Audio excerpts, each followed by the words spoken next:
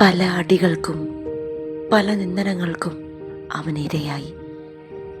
യേശയ്യാ പ്രവചനത്തിലൂടെ നാം വായിക്കുന്നു, മനുഷ്യനെന്ന് തോന്നാത്ത വിധം അവൻ വിരൂപനായിരുന്നു.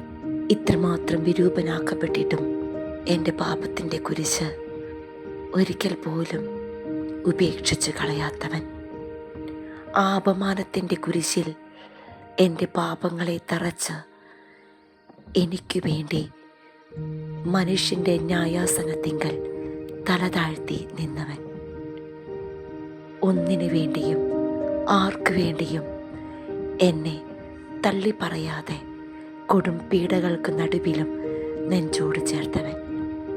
പ്രിയപ്പെട്ടവരെ, ഇതുപോലെ എന്നെയും നിന്നെയും സ്നേഹിക്കുന്ന ഈ ദൈവത്തിൻ്റെ നെഞ്ചിലല്ലാതെ മറ്റെവിടെയാണ് നമുക്ക് ചേർന്നിരിക്കാൻ കഴിയുക?